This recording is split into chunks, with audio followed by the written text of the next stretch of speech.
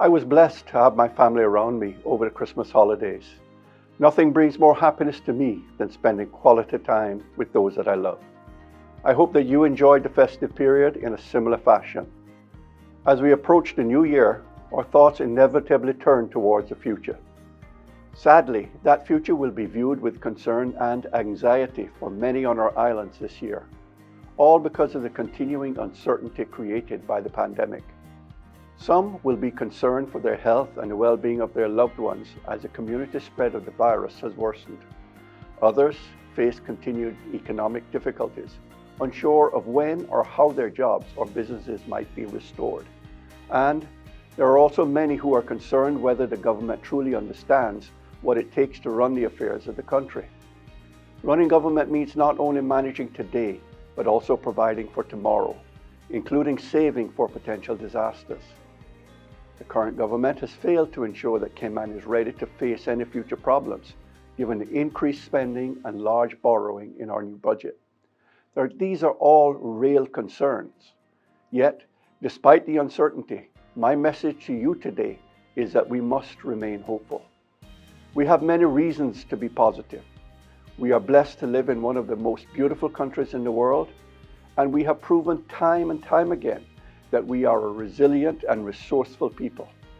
We have suffered terrible destruction from hurricanes and tropical storms and have bounced back even stronger than before.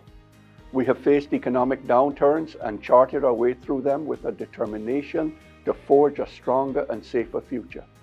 We succeeded every single time. I am confident that our resourcefulness and resiliency, greatly aided by the vaccines, will help us to emerge from this pandemic ready to thrive and prosper once again. Whilst we have a very high proportion of the population double vaccinated, government needs to redouble the efforts to get boosters to all those who qualify. Taking the vaccine and booster is important not just for our individual health, but also for the well-being of our whole community and our economy. It is by continuing to do what is best for the community that we will come through this challenge as we have so many others in the past. That sense of togetherness and shared purpose defines what is best in the Caymanian people. As we ramp up our border opening, we know that restarting tourism will be difficult. Unfortunately, the recent community spread here in Cayman, including the new Omicron variant and the US government's CDC travel warning, has presented further challenges to our reopening plan that will make the recovery of our tourism industry that much harder. In moving forward, the country cannot afford any further missteps in the management of the pandemic and the reopening. As we restart tourism, it is vital that the government work with and listen to those who have made tourism their life's work over many decades. These are our tourism experts and the very backbone of our tourism industry. An honest, close working partnership between the government and our tourism sector is crucial to securing a successful reopening and to ultimately benefit our people. The same is true for small Caymanian entrepreneurs who may be feeling let down by the government. Over recent months, my progressive colleagues and I have been critical of this government's handling of the pandemic and the reopening. We have done so not to score mere political points, but rather because we want to see the best possible outcomes for our islands. And we have differed with the government on how to achieve that. We have regularly offered our support and advice, and yes, criticism where needed. And we have been gratified that our advice has been heeded on several occasions, even if unacknowledged. Most notably, the government quickly backtracked on its declared intent to reduce the support to tourism workers. Instead, it has maintained the vital support keeping so many families' heads above water at this challenging time. Given the expected slow recovery of tourism, the government will also eventually understand the need to increase the tourism stipend to $2,000 a month as we have recommended. It is not difficult to do, and the money can be found within the existing budget and without further raising borrowing. It only takes a heartfelt decision to put the welfare of families before the vanity projects of some ministers. Just as the year ahead will continue to test us, so it will give us reasons to come together to celebrate. Most obviously, we will celebrate the Platinum Jubilee of Her Majesty Queen Elizabeth II. In February, it will be 70 years since the Queen acceded to the throne. And in June, we look forward to the long weekend of celebrations. We will undoubtedly use the occasion to remember the Queen's visits to Cayman in 1983 and 1994. I recall those occasions with great pride as we were blessed by Her Majesty's presence and had the opportunity to showcase our wonderful islands and the warmth and affection of our people. And, of course, we continue to benefit from being part of the global British family. Our partnership with the United Kingdom enabled the successful vaccination and booster campaigns I spoke of earlier, including receiving advice and other assistance in dealing with the pandemic. On Heroes Day in January, we will celebrate and acknowledge our uniformed services. These include the Royal Cayman Islands Police Service, Cayman Islands Fire Services, Customs and Border Control, Cayman Islands Prison Service, Cayman Islands Cadet Corps, Cayman Islands Coast Guard, and the Cayman Islands Regiment. My progressive colleagues and I look forward to recognizing the outstanding contributions of these remarkable men and women who work diligently to maintain the peace, protecting and maintaining the safety and security of the public they serve.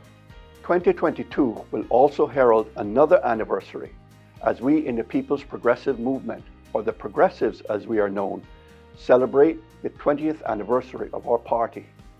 That too is no small achievement. The Progressives came together out of love of country. It is that love that keeps us together, fighting for what we believe to be in the best interests of our people. We find ourselves now in opposition, but our desire to help our islands progress and improve remains as strong now as ever. Of course, our party was born with our founding members serving in opposition, but we believed that Cayman deserved and needed a new kind of organized politics that could create stable and effective governments capable of facing up to the demands of the modern world. That belief remains, and we have been successful in creating that kind of politics in Cayman. Strong and stable progressive-led governments gave momentum to the recoveries from Hurricane Ivan and the global economic crisis. A strong and stable progressive-led government successfully handled the response to COVID-19 through the first difficult year of the pandemic and provided solid public finances to help see us through the worst. It was a strong progressives-led administration that modernized our constitution and our relationship with the United Kingdom and strengthened our legislature such that the UK agreed for it to be renamed a parliament. As a party in government, we have delivered improvements that continue to benefit our people. Progressives have, amongst other things, been responsible for modernizing our physical infrastructure, improving education, strengthening our economy, encouraging entrepreneurship, and creating jobs and prosperity for Caymanians. And you can add to this the vast improvements we made in restoring government's finances over the past 2 terms. We have achieved much for our country over the past 20 years. I am proud to be the political leader of the Progressives as we celebrate this milestone. And just as I look forward with hope for our islands, I look forward with confidence for the Progressives. Just as we were born in opposition and then won 3 of the next 4 general elections, our time in opposition now will allow us to rebuild our strength, extend our engagement with the people, and develop our policy platform. We signaled at the last election that we were not seeking re-election simply to carry on in government. We put forward a manifesto of new ideas for the environment, economic diversification, and social progress, all while remaining fiscally responsible and working for a stronger, safer future for our islands. That is why, not just in 2022, but through to the next election, we will keep on making the argument for Progressives' policy positions and for positive change that benefits our islands and our people. Whatever uncertainties and anxieties cloud the future, this is one constant upon which everyone can rely. Thank you for listening to this message. I wish you and your family every happiness, health, and prosperity for the new year ahead. May God continue to bless you and your family and protect these beautiful Cayman Islands. Thank you.